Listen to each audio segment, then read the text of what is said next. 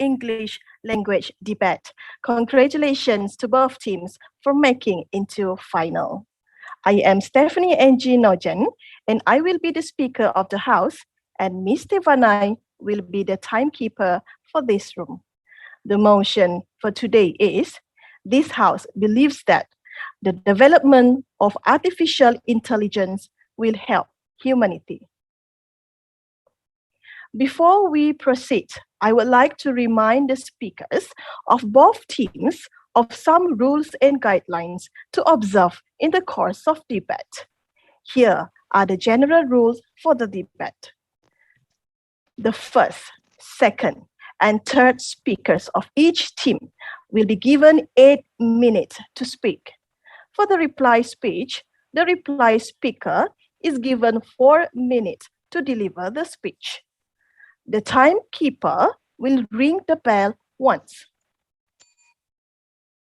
After the first minute and at the end of the 7 minutes to signal the time allocated for points of information. At the end of the 8 minutes, the bell will be rung twice. Points of information can be offered only after the first minute and before 7 minutes of your opponent's speech. A maximum time of 3 minutes will be given to both teams to prepare for the reply speech. During the reply speech, the timekeeper will ring the bell once. At the third minute, to signal that the debater has 1 minute left. At the end of the fourth minute, the bell will be rung twice. To signal the end of the debate, make sure that you mute your microphone if you are not speaking. Before we begin, let me introduce to you our panel of adjudicators for today's debate. The first adjudicator is Mr. Alex Wong Yung Tek from SMK Lutong Miri.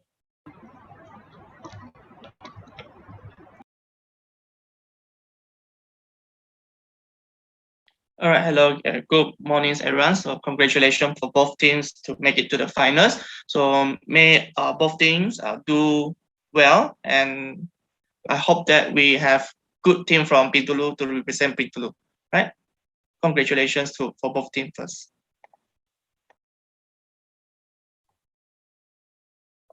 Next, we have Madam Sharon Tan Chin Chu from SMK Bandar.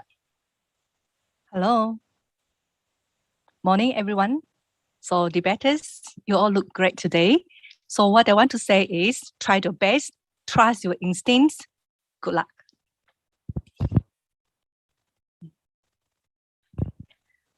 Next is we have Mr. Johnny Ling Le Wei from SMK Ashakirin.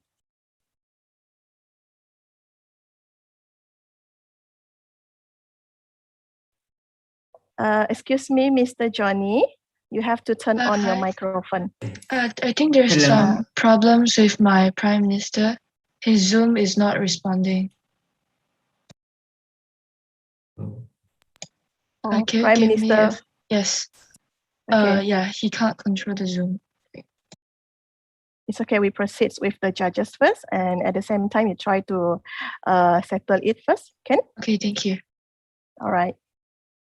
Okay, good morning, everybody. Okay, good luck today. Thank you. Thank you, Mr. Johnny. Next, we have Ms. Nazira from SMK Kidurong. Hi, everyone. Good luck to both teams for today. Thank you. And last but not least is Mr. Edmund Go Yang Kai from SMK Kemenak. Okay, congrats everyone. Hope you all can do well today. All right.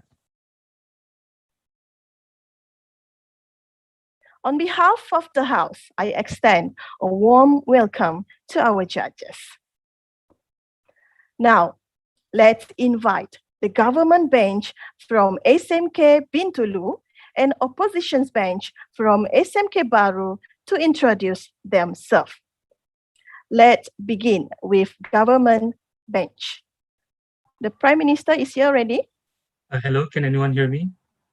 Yes, okay. Oh, okay, it's back. Okay, good. So good morning, everyone. My name is Athanasius Carlos, representing the government as Prime Minister from SMK Bintulu.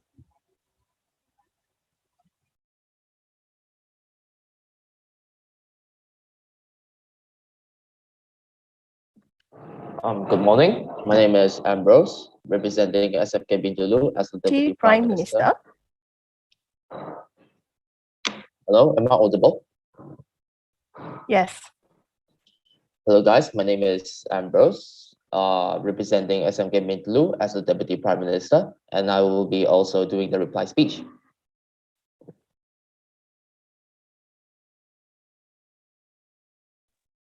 You are doing the reply speech, right? Yes. Okay, thank you. All right, next is?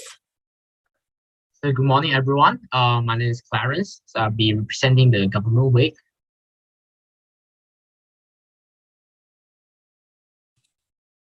Hi and good morning.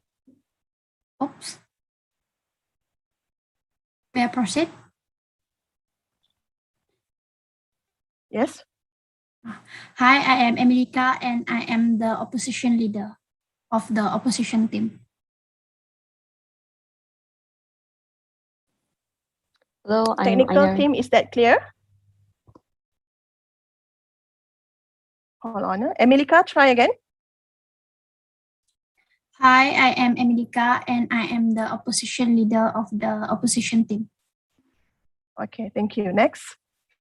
Hi, I'm Aina Rasida and I am the deputy leader of the opposition, and I will be delivering today's reply speech. Hi, I'm Nur Atika. I'm the opposition whip.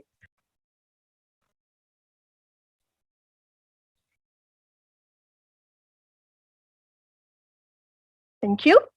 Without further ado, I call this House to order on the motion. This House believes that the development of artificial intelligence will help humanity. Let's invite the Prime Minister to begin his speech. Am I audible? Yes.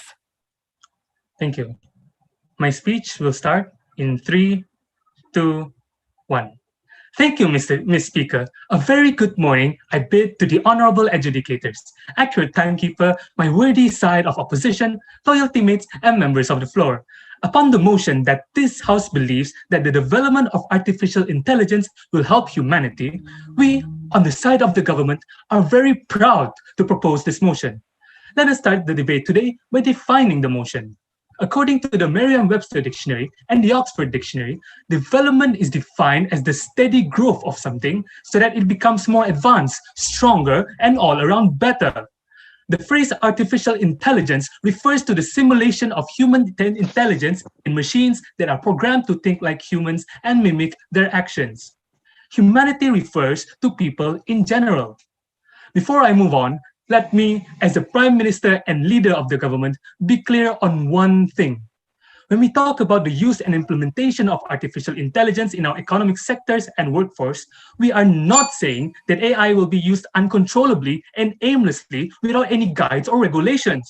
We want to make it clear that artificial intelligence will be used with the consideration of existing human workforce. Firstly, what we mean by this is that when AI is used to increase productivity in any field of work, not more than 50% of human workers carrying out the same task as the AI should be replaced by technology. Secondly, artificial intelligence should not be implemented in every single industry of work, but only certain industries that each country who is implementing AI into the economy sees harmless to the possibilities of unemployment. In accordance with Article 23.1 of the Universal Declaration of Human Rights, which states that everyone has the right to work, to free choice of employment, to just and favorable conditions of work, and to protection against unemployment. Therefore, let the government stand be clear on today's debate. We strongly believe that the development of artificial intelligence will help the human race. Members of the floor, before I continue on, allow me to specify the role on the side of the government. As a Prime Minister today, my job is simple. I will introduce the first point of the government side on why we believe the development of artificial intelligence will help humanity. My Deputy Prime Minister will review the matter brought forth by the Leader of Opposition and introduce another 2 points that would reaffirm the foundation of our government side, which is firstly, artificial intelligence causes the reduction in human error and lessens stress. Secondly, artificial intelligence reduces workplace stress and brings more revenue. Our third speaker on the government side shall not deliver any new points, but rebut all the points brought up by the side of the opposition and reaffirm our side for today. On to my first point, which is the development of artificial intelligence is the main drive of scientific and technological breakthroughs. Ladies and gentlemen, science and technology have played a pivotal role in the advancement of human civilization. It is the backbone behind many of humanity's most important and most influential achievements that have greatly served us till today's time. To name a few, the invention of the first electronic digital computer by American physicist John Vincent Atanasoff, the invention of vaccines by English physician Edward Jenner, the invention of the first successful airplane by American aviation pioneers Orville and Wilbur Wright, and the invention of the rotating magnetic field, which forms the basis of alternating current machinery, invented by the genius himself, Nikola Tesla. If you realize, ladies and gentlemen, all the achievements that I have mentioned earlier are what we depend and rely on daily in our lives. Without computers, accomplishing tasks like storing data, creating documents, and do complex calculations will be very tedious and inefficient. Without vaccines, the chances of a person surviving from a virus infection, like the coronavirus, will be close to none. Without airplanes, humanity will not be able to travel over long distances conveniently and efficiently. Without the supply of electricity from power stations through the use of alternating current, we will be stuck in the dark for the rest of our lives. To put it simply, humanity will not prosper and thrive in this challenging world, and our lives will not be as easy and convenient as it is without these scientific and technological breakthroughs. Members of the floor, allow me to explain how AI works and why it's an important character in scientific and technological breakthroughs. Artificial intelligence works by analyzing a huge set of data using fast, iterative processing algorithms to identify patterns, reach conclusions, and make comparisons with other sets of data. Thus, with the help of AI, scientists and researchers are able to analyze and better understand their research findings with much greater precision and efficiency. One perfect example of the importance of AI in scientific and technological breakthroughs is in the field of astronomy. Katie Bowman, an MIT graduate in electrical engineering and computer science, along with her colleagues, were able to successfully capture the very first image of a black hole. In its simple description, the team of astronomers used an array of small telescopes that are synchronized to act as one giant virtual telescope known as the Event Horizon Telescope to capture as much data of the black hole as possible from tens of thousands of light years away, and then processes that data using a specially made algorithm to patch together the most accurate estimate of a black hole. In order to accomplish this magnificent feat, Katie Bowman created a new algorithm called CHIRP, which stands for Continuous High-Resolution Image Reconstruction using patch priors. This algorithm uses the main building blocks of artificial intelligence, namely image and pattern recognition, convolutional neural networks, and deep learning. Essentially, data retrieved from the Event Horizon Telescope are restructured and rearranged into groups of data that have similar characteristics and patterns of imagery using special algorithms called convolutional neural networks. These groups of data with similar characteristics will be analyzed and categorized into the different parts that make up the structure of a black hole using the concept of image and pattern recognition. So, this entire process of analyzing and grouping data according to its similarities and then understanding and determining what that group of data represents in the bigger picture is very similar to how a human would learn through pattern recognition and deduction. Thus, this entire concept is known as deep learning. Ladies and gentlemen, imagine how Katie Bowman and her team would attempt to capture the first image of a black hole without the help of AI. Numerous scientists from MIT's Computer Science and Artificial Intelligence Laboratory and the Harvard Smithsonian Center for Astrophysics have deemed this accomplishment impossible. If not for the helping AI has contributed. This accomplishment is also revolutionary because it shines a light on the potential applications of AI has in the development of science and technology. In fact, numerous scientists of other fields like the biotech industry have already started making progress in their own research with the help of AI as well. As a simple example, Brain Corporation Limited, founded by Hisashi Kambe, successfully created an algorithm to detect and distinguish cancer cells in the body more effectively using image recognition and deep learning. Members of the floor, it is as clear as crystal how artificial intelligence is important in the development of science and technology. As civilization is getting more and more advanced, the ways in which we invent and innovate must also evolve. Having said that, we, coming from the side of the government, are proud to propose that development of artificial intelligence will help humanity. Give credit where credit is due. Don't take away the spotlight of the contributions of AI to scientific and technological breakthroughs. Thank you.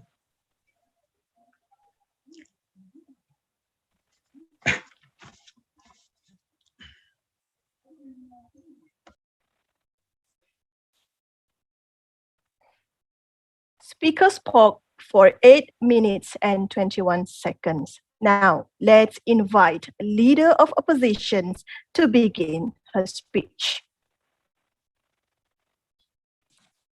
Hello, am I audible?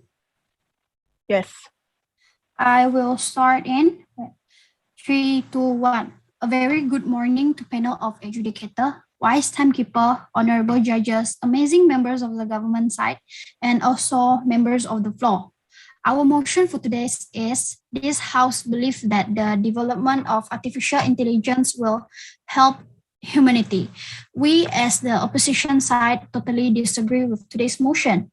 As the opposition leader, there are two things I'm going to do today.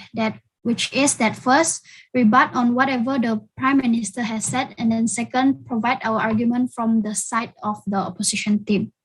My second speaker will refute whatever come from the side from the opposition team and will give her own argument. And then my third speaker will do overall rebuttal and tell you why we win today's debate. Okay, but before I proceed, let's take a look at the definition given by the government side. To sum up of what their definition is, they basically are just giving the literal definition of the keyword in today's motion. But what they failed to do is they failed to characterize the current situation of the important keyword in today's motion. But I am going to do that today. We have to look at the characterization of the important key phrase. What do we have to concede is and recognize is that first, humanity is humankind, the feeling of concern, mercy, sympathy, kindness to other or benevolence, which is it does not link to the artificial intelligence. AI does not have any feelings. AI and the neuroscience researcher agree that current forms of AI cannot have their own emotions, but only copy emotions, which means it is a fake emotion. We need to set them up to have those fake emotion, or else there will be with no option of no rejected. Now, before that, we are not trying to disagree with the motion, but what we are trying to say that artificial intelligence and the humanity does not link with each other. Now, into my rebuttal, the government side stated that it is for the and then the government side stated that it is for the science and technology breakthrough or something close to that, which we, the opposition side, agree that this is a wrong statement because they are basically trying to say that we should rely too much on AIs, which is wrong. Accept that. So are you saying that the technology, the the harmony AI brings right now is totally fake? No, it's not. By saying that we disagree with this motion is it should not help in humanity, but it should be the support to people who is developing the humanity, not as the let me stop my rebuttal here because you will understand more better in my idea later. Now into my argument, I will provide my point under the key phrase of lacking ability to think outside the box. First, we have to understand the capabilities and the limitation of the AIs.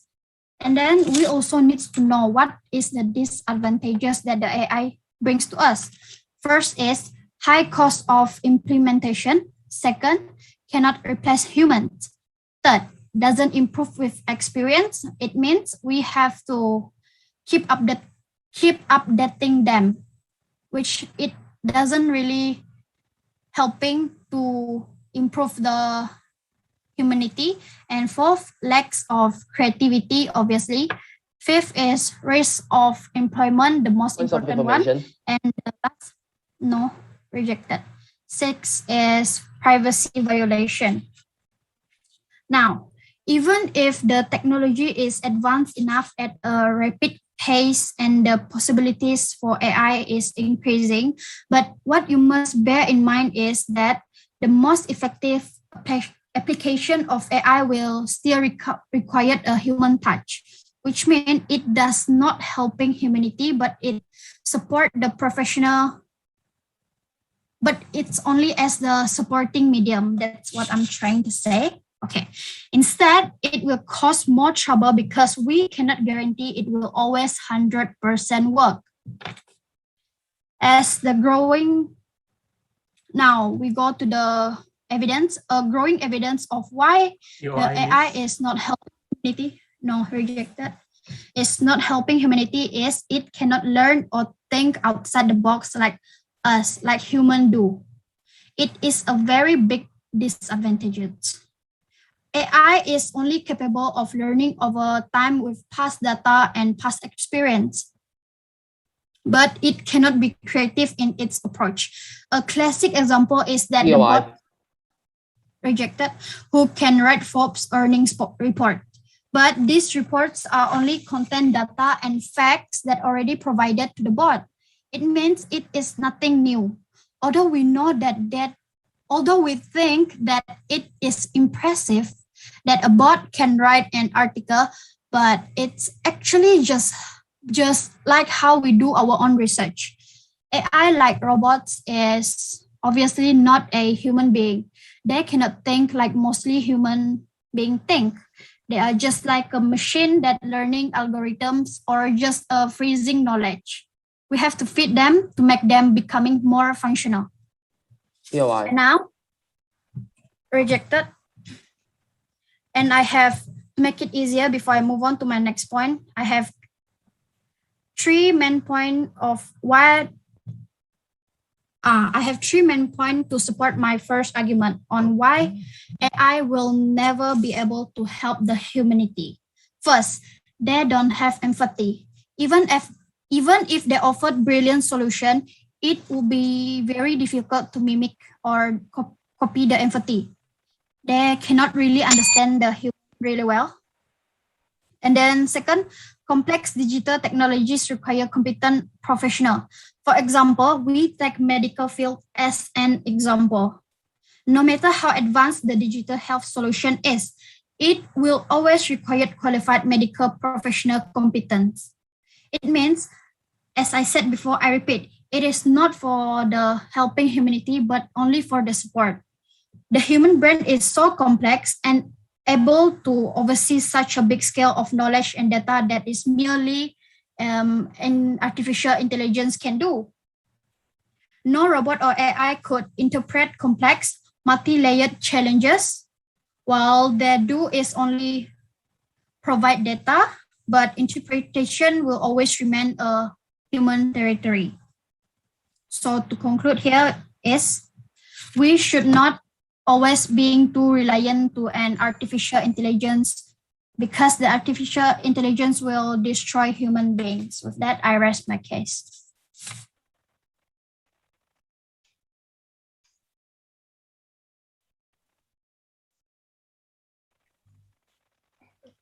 Speaker spoke for 8 minutes and 8 seconds. Next, let's invite Deputy Prime Minister.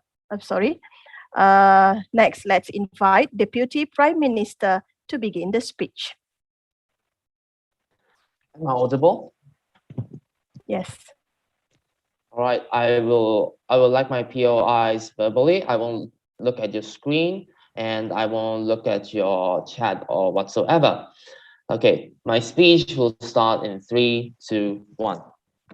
Thank you, Madam Speaker. A very good morning, I bid to all. Before I touch on the 2 points that will strengthen the government's case, I would like to make a couple of observations first.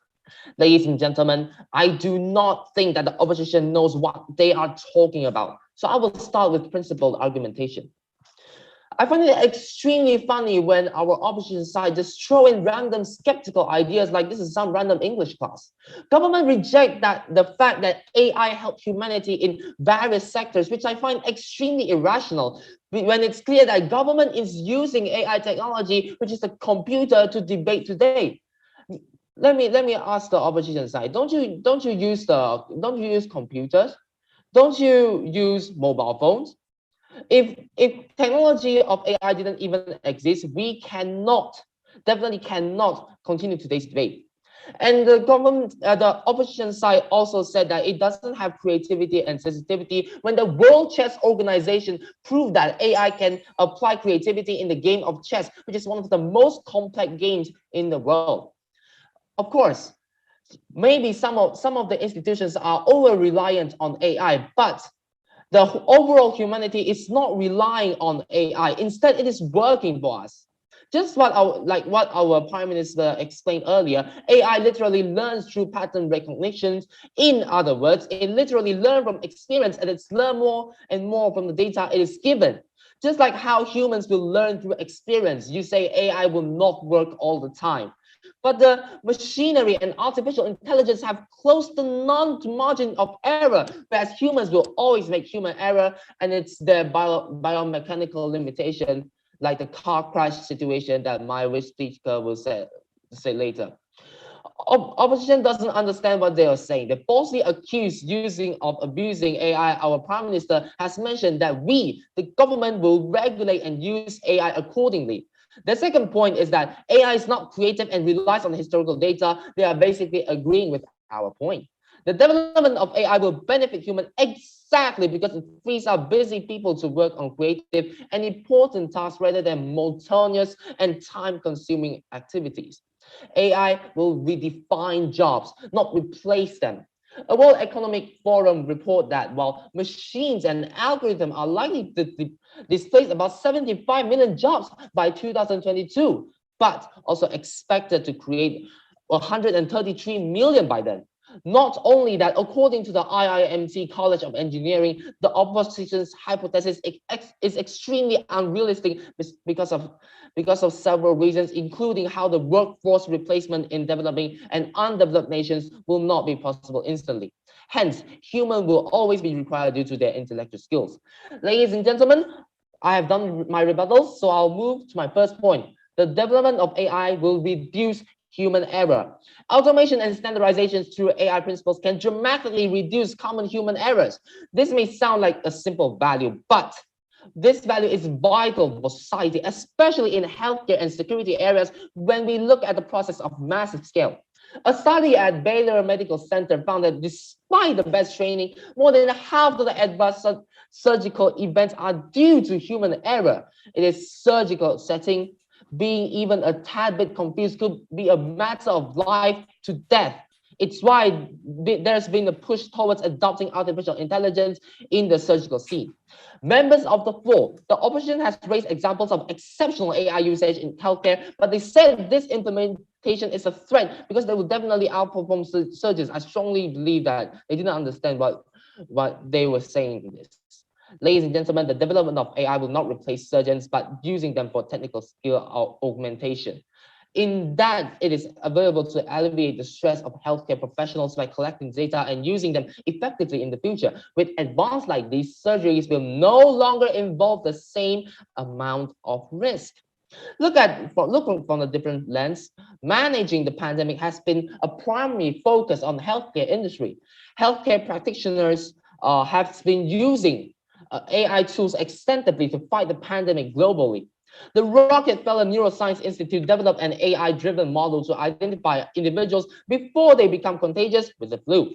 As the result, it is able to detect common COVID-19 symptoms 3 days earlier with 90% accuracy. In this context, AI has contributed to the society in predicting how the virus could spread in the future and how it can be tracked. So, government side, does the AI still work? Ladies and gentlemen, AI has already drastically changed the face of medicine by analyzing massive quantities of data to uncover patterns and insights that can save lives. Not only will this increase efficiency and reduce human error, it will also save billions of lives. Moving on to my second point, which is AI will relieve workplace stress. This is because AI frees up busy people to work on creative and important tasks rather than monotonous and time-consuming activities like what I said just now.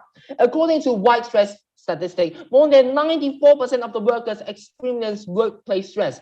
The destructive consequences of stress on employees and employers are not to be undermined. Every day, more than 1 million individuals miss work due to stress, costing businesses about 300 million in lost revenue.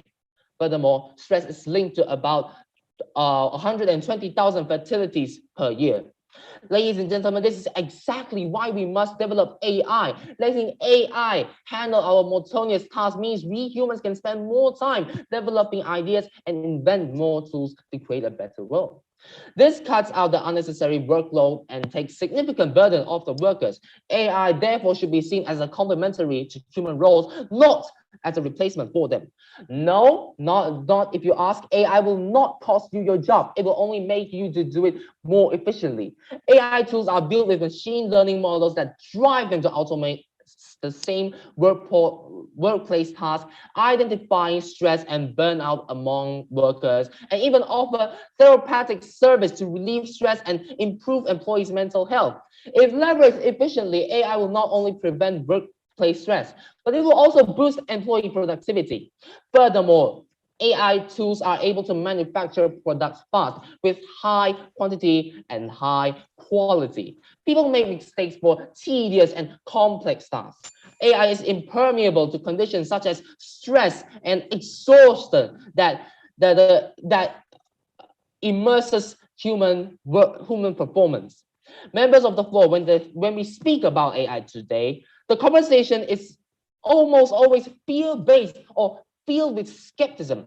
But AI is with us already. It is powerful and it can help. Rather than taking our jobs, it can and will make us better. Conclusionally, therefore, to conclude, what has the government proved today? Firstly, we've seen how AI reduce risk and save lives. Secondly, we see how AI can relieve stress. Humans fear that technology will replace them in the future with humanoid robots, disease-proof, self-sustaining, self-repairing, virtually invulnerable. Some humans can call robots soulless automation that have no ability to transcend the builder's predetermined notions of limitations. But the development of AI has indefinitely made a positive impact on humanity in infinite ways. We should not fear that, instead try to work out a way for eternal cooperation and coexistence. We are all one. Let's don't learn what government is trying to do, putting irrational fear in this kind of debate. With that, I am more than proud to propose. Thank you.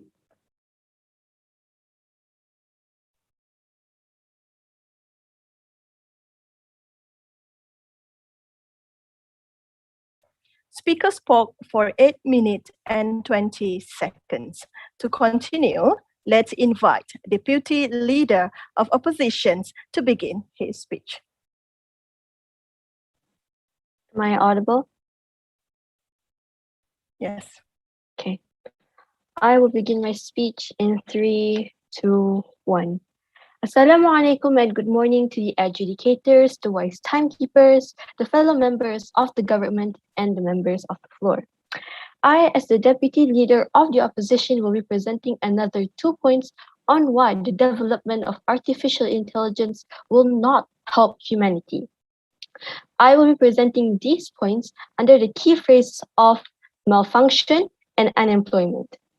First of all, the second speaker of the government stated that it will reduce human errors, but we have to remember that once the AI malfunctions, it will give a very bad effect to humanity. Now, let me move on to our second point, which is malfunction. How can this give a disadvantage to the advancements of humanity? Let me explain. If an AI starts to malfunction, countless of bad events can happen. As an example, if an AI malfunctions, nothing can be produced, and this can affect a company's economy as it will be extremely costly to repair in a large scale. Aside from that, malfunctioning AIs may harm humans around them. As an example, AIs that malfunction can affect logistics companies and food supply companies and etc. The flash crash of May 2010, where towards the trading day, a popular stock market index plunged to 1,000 points, which is more than 1 trillion in value, before rebounding to normal levels just 36 minutes later because of a crash. This clearly shows how much loss can happen if an AI malfunctions. Another example to prove my point is an incident that happened in China, in a mall in China, where a malfunctioning service robot tumbled down an escalator, crashing into and knocking over shoppers. This is clearly a hazard for the shoppers there, as it can cause injuries. Okay, moving on to our third point, which is unemployment. How can AI cause unemployment? With technology advancing rapidly throughout the years, it is no surprise if AI start to take over jobs. Rejected. A 2-year study from McKinsey Global Institute suggests that by 2030, intelligent agents and robots could replace as much as 30% of the world's current human labor. 30%.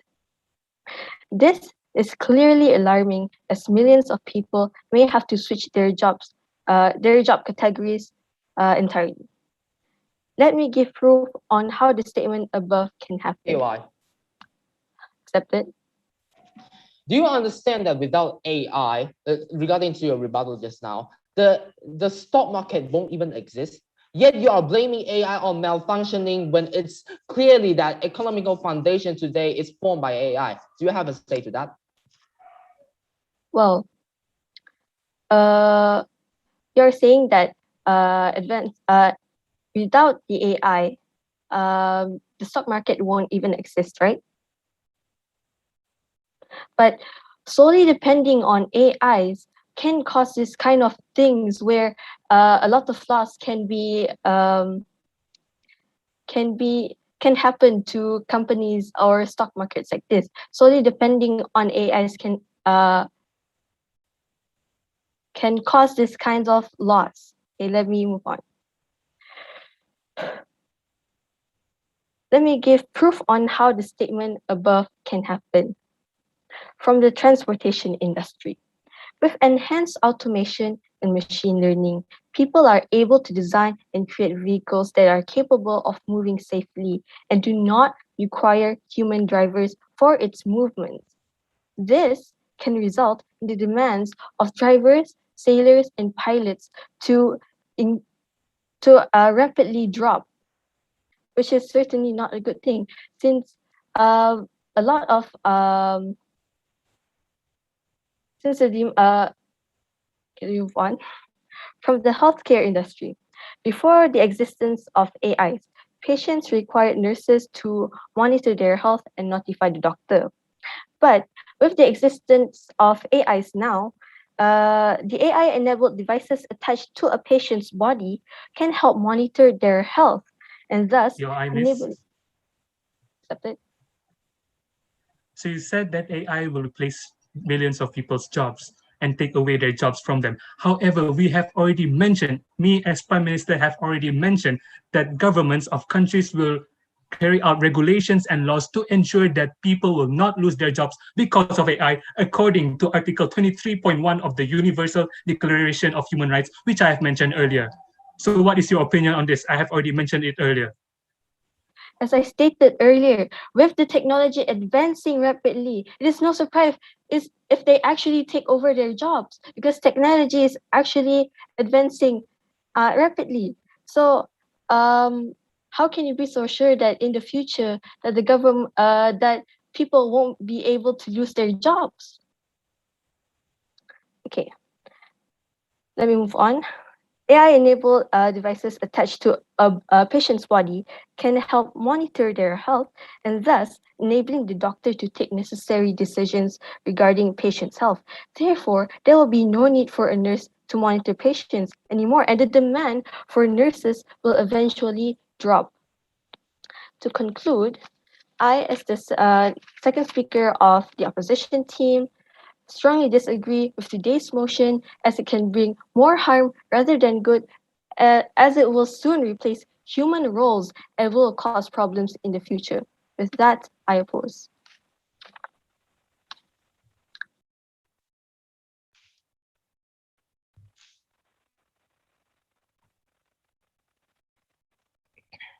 Speaker spoke for 6 minutes and 27 seconds. Next, let's invite Government Whip to begin his speech.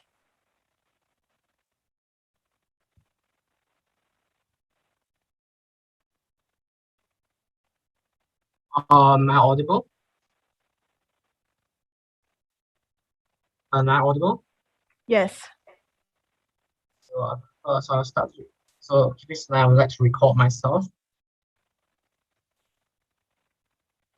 So I will start.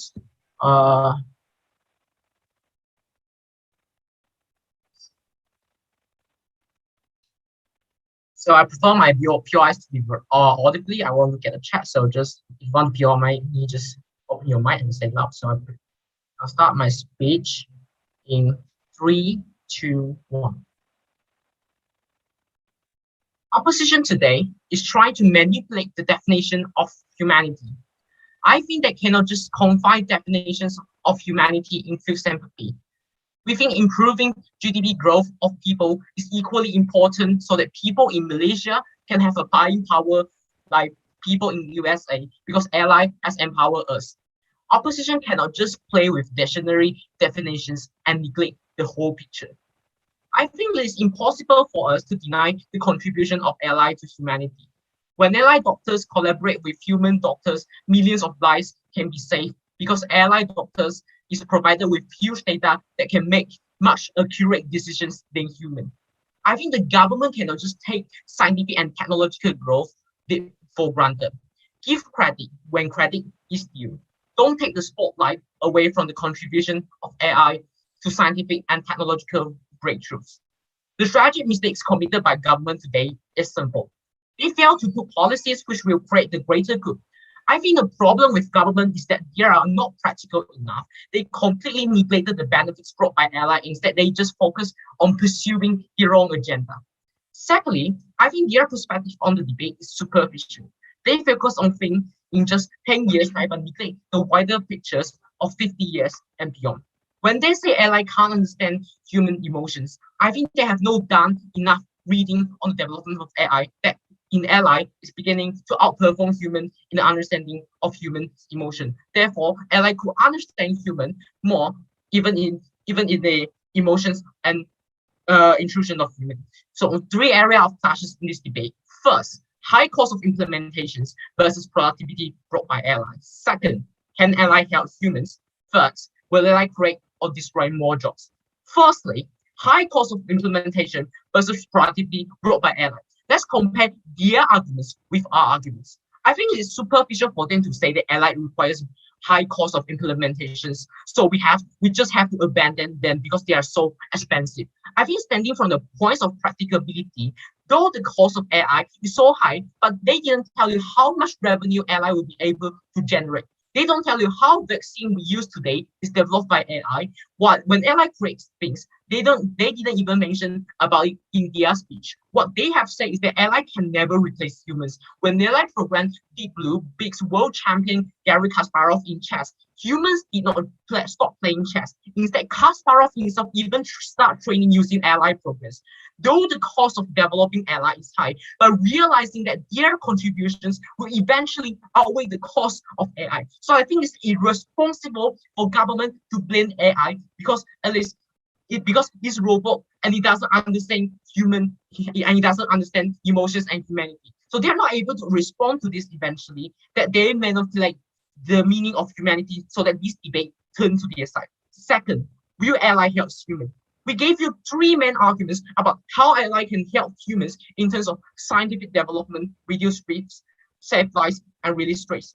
These are factual things. There are things that huge companies like Alibaba and Amazon are doing so already, so that repetitive works can be replaced. What their side says is that they're just assume, what if AI don't work and it will be disaster to humans. So I think it's really irresponsible for government just to assume so that they get out of this. So they cannot just neglect the fact that human lives is crucially important when it comes to humanity. So they just tell you, humanity is all about sympathy. They don't tell you how human lives is crucially important in the definition of humanity. They just merely play with the definition of the dictionary. So they don't tell you how blue-collar drugs can be extremely dangerous. White-collar drugs, according to the Center for Disease Control and Prevention of the United States, the world injury rate for blue-collar workers was 26.8 persons injured for every 100 currently employed people, in contrast to a rate of only 4.5 per white-collar workers. This proves to you how dangerous blue-collar jobs can be and how many lives artificial intelligence tools can save. Before I move on, any POI. I'll take a POI from Opt. I will pause in 5, 4, 3, 2, 1. So no PI. So thirdly, and eventually, this is the most crucial part. Will AI create and destroy more jobs? I think the biggest mistake coming from their side is that they fail to understand that with every technology arises, new area of jobs will always be created. A century ago, most of the world's population was on farm that requires a lot of physical labor, right? So many mass assembly lines and factory operations have replaced workers on farms when industrial revolution hit. So, for example, machinery and robotic capabilities, although many farmers have been replaced, but ultimately the industrial revolution ultimately turns farmers into workers in factory, and this in fact creates a higher GDP growth in the country. So this technological advancement foster the invention of new jobs such as system development, specialized design, and build installation, and output and monitoring. So technological advancement are not equivalent to loss of jobs opportunities, right? Instead, they are just shifting the types of jobs they are required. This actually brings more benefit because there will be less people working in dangerous roles and more people being employed in the operations and system behind industry such as agriculture and manufacture. And this is why artificial intelligence will help humanity. They will not cause unemployment or loss of jobs opportunities, but instead redefine and change the type of jobs people will be pursuing. Opposition raised a weak point with little to no further elaboration or credible evidence. As our DPN have said, AI will redefine jobs, not replace them. He gave factual evidence by the World Economic Forum that AI is expected to create 133 million more jobs by 2022. He also rebutted their argument by stating that humans will always be required due to their intellectual skills. I think what side of opposition has failed to prove to us why, in the world of their side, AI will always replace humans in terms of intellectual skills. They will hear no response from their side. Therefore, their arguments on this cannot be stand. The opposition has also stated that artificial intelligence can malfunction and cause more harm than benefits. So I feel like this is irresponsible for them to just assume that these kind of things will not just function, and instead they give you any structural reasons on why this happened. So members of the House, I think it's crystal clear that we should not deny technology growth because of fear towards this. We believe that though opposition can come up with lots of anti-arguments to try to undermine the legitimacy of our arguments, but scientific research, technological growth, and human safety are things that we must protect. Furthermore, we say from the very beginning of this debate that we will err on the side of caution when it comes to ally development by regulating their rights. Ally improves lives and humanity overall. So proud to propose.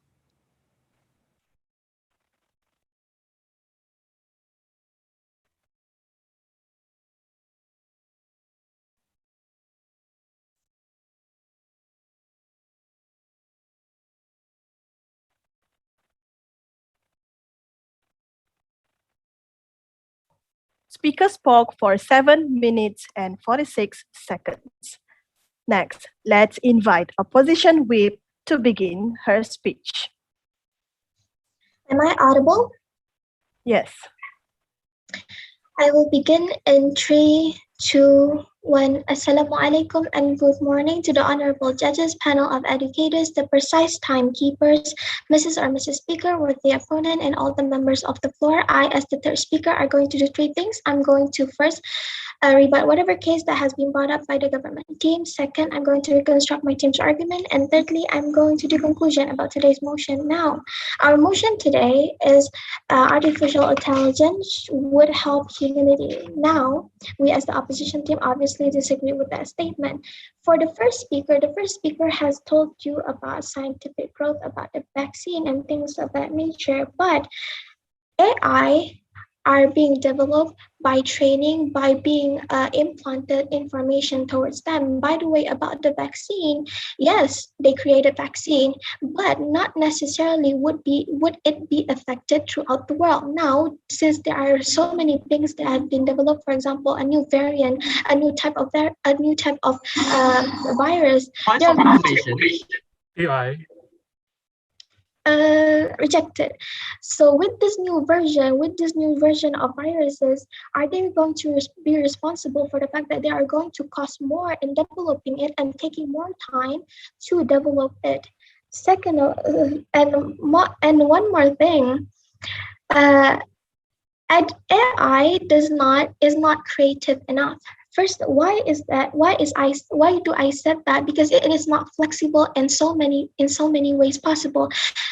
Recently, Amazon has dropped their algorithm because of discrimination towards women. Why is that? It is because AI has mistaken the information that was given to them, which is there are certain there are certain keywords that they put into the AI, but unfortunately the AI misunderstood the information and execute the information towards everything that people are giving to them. Everything that has the word women into it, they were continuously rejected them, and that's why there's development of discrimination in towards women.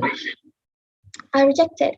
Second of all, the second speaker have told you about human error and things of that nature. Human error, yes, we as human beings, we have flaws and there's things that we can't control, but you have to remember, because of those human error, why are we even valid? AI is very, very modern, it's very, very up to date. So meaning, why is both of them can't exist? The reason why it can't exist together is because they will take our jobs. Why? Why would they choose us when they have something that could do the same thing that we could do, but only 10 million times better? How are we going to be valid in the modern days? Why are we going to be why are the companies going to take us as the ones that are doing the jobs in the company? We have humans errors, like you said. Why are we valid then? What does that give us back? It doesn't coexist in the same way. It doesn't help humanity. It takes away what humanity is meant for. Second, it really helps to release rejected. It releases human stress. Wouldn't us be more stressed out thinking about how to develop a more developed type of AI, we are continuously trying to make it a better version every single day. Wouldn't it be stressed out more towards us because we are the one that developed it, we are the one that trained it to be as how it is now. So moving on to my second task, which is reconstructing my team's argument. Firstly, my first speaker has told you that it lacks thinking out of the box. AI does not have the mental capacity or doesn't have the mindset of a human being. We are creative in various ways possible. On that note, this shows that AI and humanity does not coexist because we will spend more time creating something, will need so much time in making it the best version of itself just to put it out to people to use it. Second, my second speaker have told you about malfunctioning. Malfunctioning can happen anywhere, can happen anytime. You have to remember that we are living in a world where natural disaster happens. What are you going to do if natural disaster happen to destroy all your AI or happen to contribute in things or happen to reject it or happen to ruin your development or you're ruining what your AI is supposed to do? Wouldn't that affect the economy? Wouldn't that affect what you're doing? For example, if it is used in terms of medical support, wouldn't it be harming to the patients that are using the AI? Plus, this is why AI is not easy to be developed that is why image recognition is not valid enough. Why is that? Let me give you an example regarding a situation that had happened in 2016, whereby a human being is used, whereby he was using a Tesla in its feature, which is autopilot on a city street, when the feature is supposedly being used rejected when the feature is supposed to be used on highways. So what that creates is when that Tesla is moving and there's a certain object in front of it, it will be confused. Why? Because it is not trained to brake or to avoid such distractions because it is unfamiliar in those type of situation. Number two is unemployment. Like I said, why are we even valid in this type of matter when AI is taking over? Yes, you said that AI provide more jobs and there are certain things that you just said, yes, but you have to remember not everyone could do that. Not everyone could have that ability to do what the AI is supposed to do the technical in terms of AI to contribute in AI. Not everyone has the ability to do that, nor do anyone. Even if they have the ability to do that, it would take time for them to actually adapt to it. It will take time for them to actually normalize it in this era.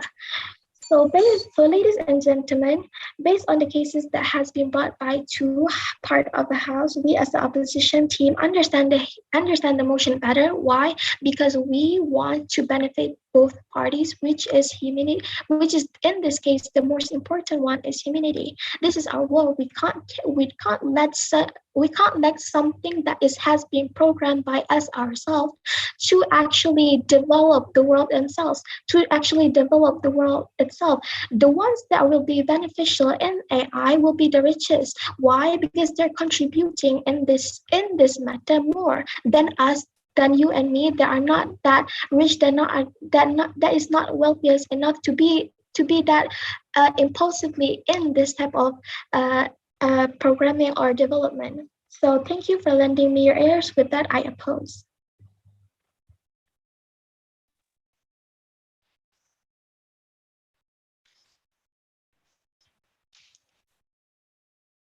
Speaker spoke for 7 minutes and 55 seconds. You are now given 3 minutes to prepare for your reply speech.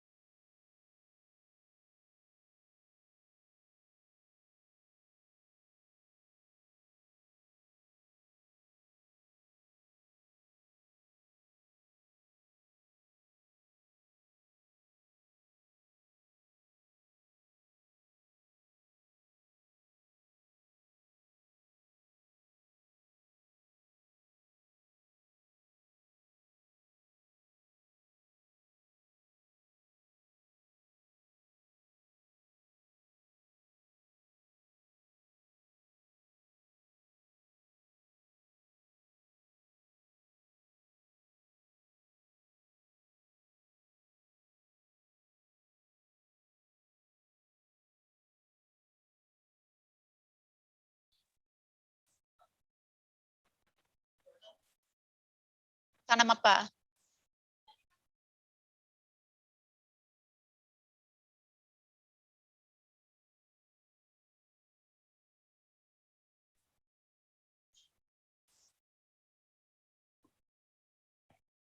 Oh, saya tadi mute dah. The 3 minutes have ended. I shall now invite the reply speaker from opposition side to deliver her speech. Am I audible? Yes. I will begin my speech in 3, 2, 1.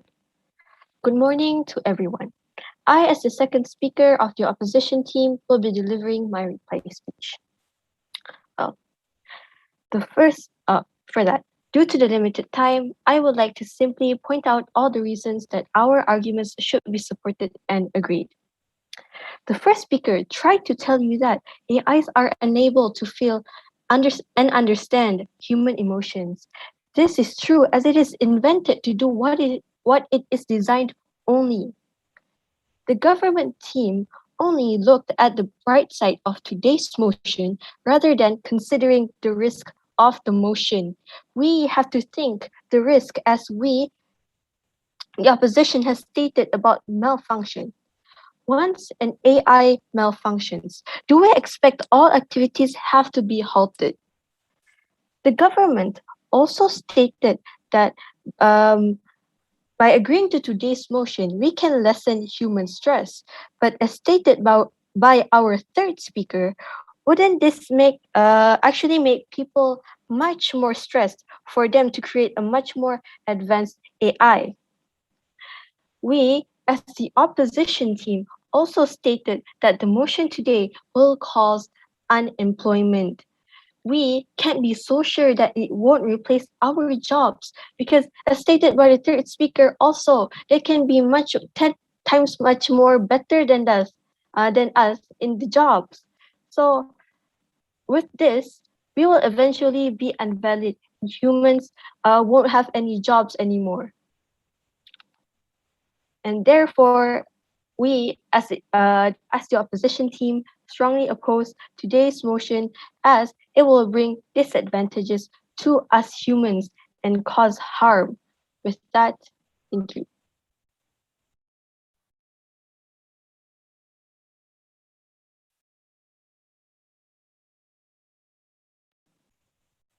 Hello? Okay, thank you. Timer?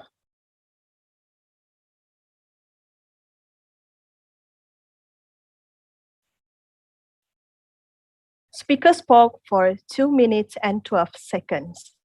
Next, let's invite the reply speaker from government side. Am I audible? Yes. My speech will start in 3, 2, 1. Thank you, Madam Speaker. Members of the floor, upon the motion, this House believes that the development of AI will help humanity. I would like to wrap up our debate and elaborate deeply on one main clash that went on and how we have won today's debate.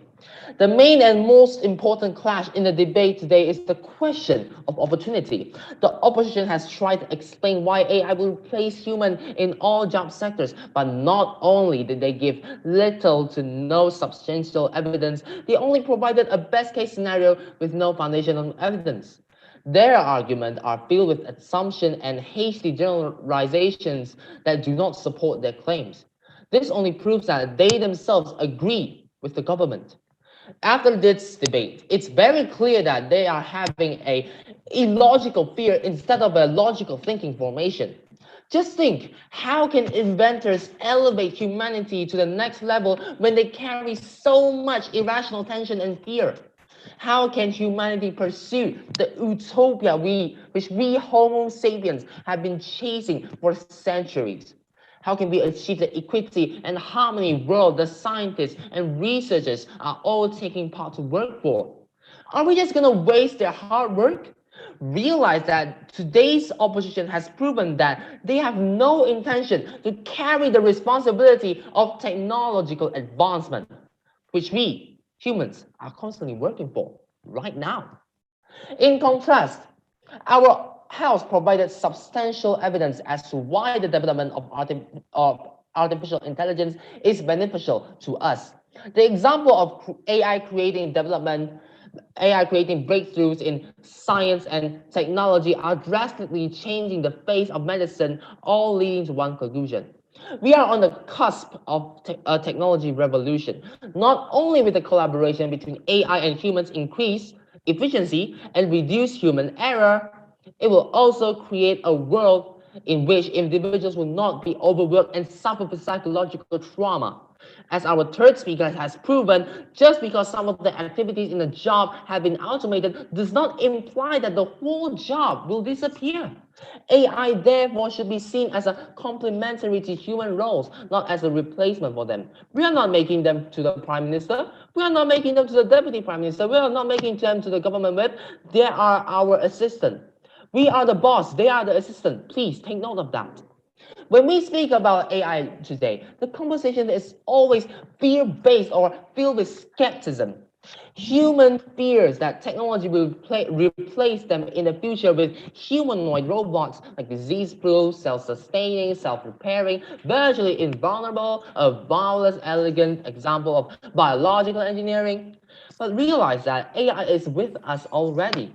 It is already constantly proving to us it is powerful and it can help rather than taking our jobs. Yet the opposition still doesn't want to accept this solid fact that it can and it will make us better.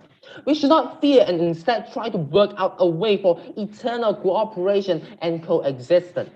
So, ladies and gentlemen, members of the floor, if you want to achieve a stabilized world, if you want a world with harmony, if you wish humans to live with happiness and peace emotionally, if you wish to see humans eventually make their own way to advanced, progressive, yet unstressful, in other words, nearly perfect world, please think about it. Come to the government side. We, the government, are so proud and so happy to propose. Thank you.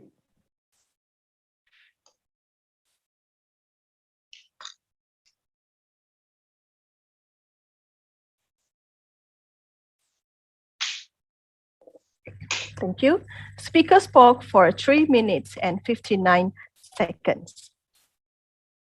That is the end for our debate. Adjudicators, please key in your score sheet to the technical officer. Now, I would like to call upon the invited adjudicator, Mr. Alex Wong Yung Tek, as the technical officer of state level to give oral adjudication feedback. Give me 1 minute to key in the score first. Huh? Sure.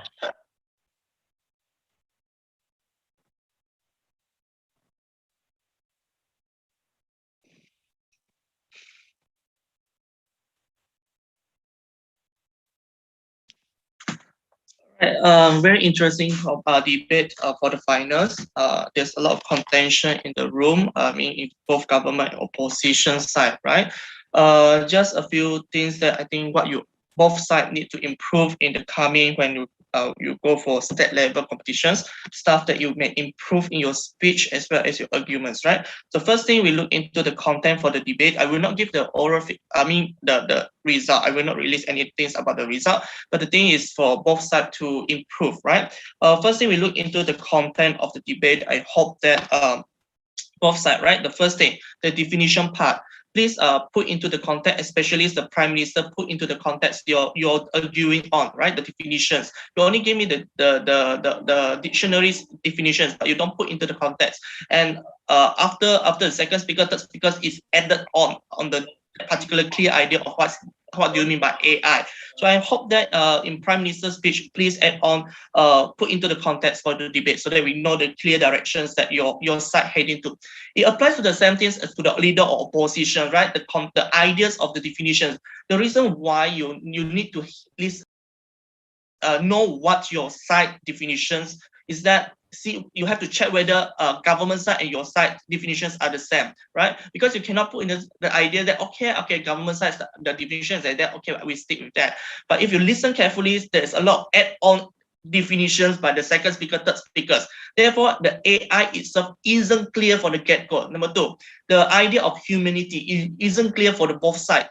You only equals to humans. So I think that one is lack of definitions and lack of putting into the context of the debate. That's why I feel for the get-go, the both sides, I think in terms of definition part, please contextualize it, characterize it as long as it fits into the debate, right? The definition parts, please improve on that. Second thing, direction. I think both sides, I feel like you don't know your direction, especially the burden of proof, right? The burden of proof that government side need to prove, the burden of proof that opposition side need to prove, the directions. At the end of the day, do you really prove that that direction? Do you really prove your burden of proof? So perhaps you may evaluate yourself. So if you have directions, a clear directions that you want to prove, it will be, I mean, because it's a competition of 3 members, right? It's a group, a teamwork. So therefore, you have to consistently prove your burden of proof. So if you don't have directions, that's why your arguments going here and there. So it's totally lost in space, some of the arguments. I know some of you have a very good point, but the thing is, didn't tie it back to what you want to prove. So it eventually missing somewhere, right? Number 3, in terms of the content, the arguments, I think some of you okay with your arguments, but the thing is you have to link it back in terms of what you want to prove. Some arguments is good. I know that some of the arguments you try to read online, you try to read from your screen, but the thing is this, you have to know that what you are talking about. If you don't know what you're talking about, definitely I will know that you are reading from somewhere else, right? And you cannot convince the judges, right? The most important thing in the debate is you have to convince the judges what are the things that you want to prove. So if you can't convince the judges, you only just read out from somewhere and then you just tell us something, you don't try to convince us, it doesn't help, right? So hopefully in the arguments, even though you have the point, you have the facts, you have all the one-liner thing, please further elaborate and convince us how this and that, and also tie it back to the motions and tie it back to the motions, right? Elaboration, the linkage. Next one, rebuttal. I think in this debate, there's a lot of dismissive ideas that you try not to engage with your opponents. You only tell me that's one line thing, and then you don't further elaborate why their ideas fall, why their ideas should not be accepted. You only tell me that, okay, the idea is not good, but I like, okay, so how is it not good? So you have to further elaborate and tell me why this particular idea is not good, why this cannot work, how this cannot work, right? So in debate, always analyze yourself, tell us why and how. So these are the things in terms of rebuttals. I think there's lack of engagements here and there. I cannot draw linkage for you. I cannot draw like, okay, yeah, I agree with you. Yeah, I think yes, this is what I say. Therefore, I try to elaborate for you. I can't, right? As adjudicators, we cannot elaborate on your behalf because it will be unfair for your opponent. So it's very important for you to elaborate for the points. So in terms of rebuttals, please improve on the rebuttals. Then for the matter, in terms of manner wise, okay, please always convince the judges. Convince. That's why when I can tell whether or not you read or you convince. You are talking without a script. Then what I can easily identify. It's very obvious. I think the teachers will know also. You are reading for the text, you can stare at the text, and then people POI you don't know anything. It's very obvious. So that's why in terms of manner-wise, please improve on that. Then in terms of strategy, the method-wise strategy, role fulfillments, make sure fulfill your role, right? Try if it's your turn to rebut, please rebut more. Spend on time on rebuttals, emphasis on rebuttals and also your arguments. Not only you go into your arguments straight away, right? So these are the things that you can improve, and I hope to see you all, the winning teams or everyone's in the state level. For the state level, we allow composite team, means that it doesn't mean the winning team only can represent. It depends on the district to choose if they want to say, oh, everyone's, the winning teams, the one who represent, then winning team. If they want to decide that we want to have a strong speakers from Bintulu, and you want to mix with other school, you may for the state level. Because for the national level, we also trying to make a very strong team from Sarawak. We want to have a very strong team to go against certain strong states in Malaysia. So we hope to see you all in the state level, right? So that's all for my oral feedback, right? So anything you may refer back to your PT daerah, right? Thank you very much. Thank you, Mr. Thank you, sir. Thank you, sir. I thank the adjudicators and the debaters. This concludes the final round of the competitions. We will remain in the main room for the closing ceremony. Thank you.